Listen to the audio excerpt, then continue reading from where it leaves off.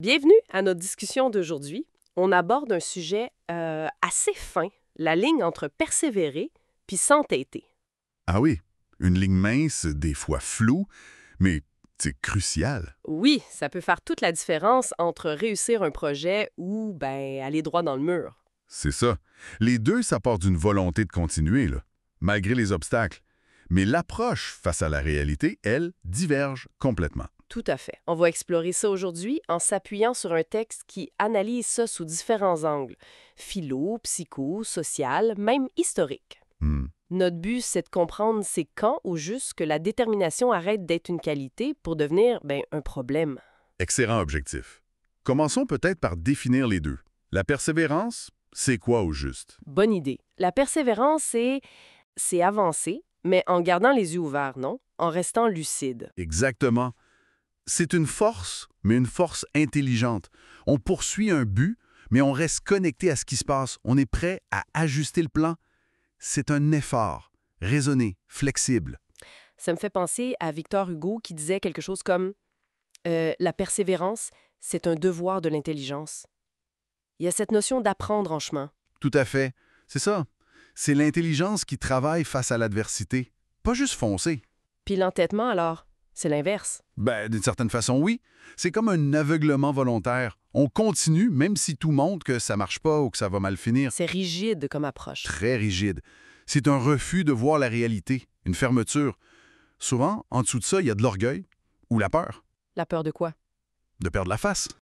La persévérance, ça vient d'un but profond, de valeurs comme le courage, la discipline, d'un désir d'accomplissement personnel souvent. Alors que l'entêtement, ça semble plus lié à l'ego, à un besoin de reconnaissance qui peut être mal placé. C'est une bonne lecture, oui, ça peut venir de là. Ou de la peur du jugement des autres, là, qu'est-ce qu'ils vont penser si j'abandonne. Tu sais, la société valorise beaucoup la ténacité, le fameux grit.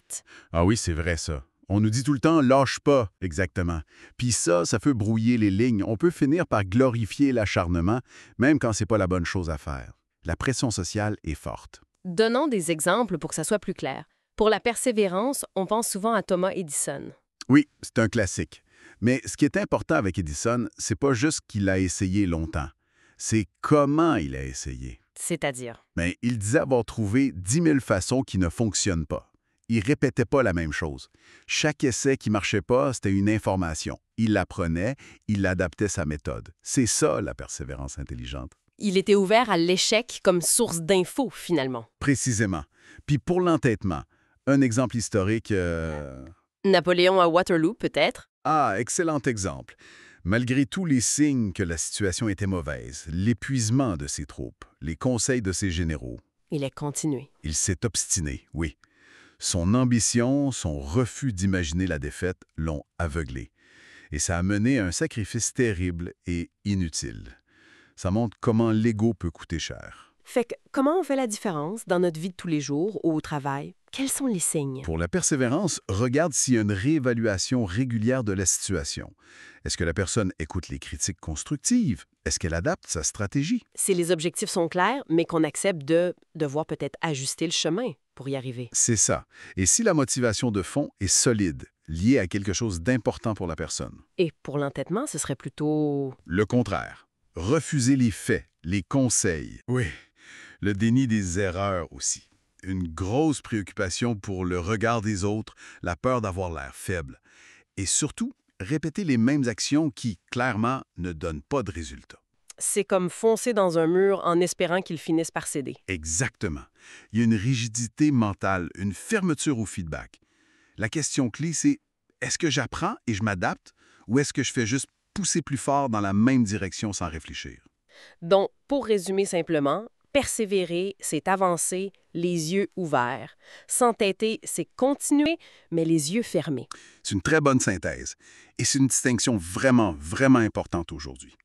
Le monde change tellement vite, la flexibilité, la capacité à pivoter, c'est essentiel. Ça nous amène à une dernière pensée peut-être. Est-ce que savoir arrêter au bon moment, ça ne demande pas autant de courage, sinon plus, que de continuer à tout prix? Absolument. Savoir lâcher prise, admettre qu'on doit changer de cap, ça demande une grande lucidité, une force certaine. La vraie sagesse, c'est peut-être pas de choisir entre continuer ou arrêter. mais de développer cette intelligence du bon moment. C'est ça. Discerner quand il faut pousser et quand il est temps de pivoter ou de lâcher prise. Cultiver cette intelligence-là.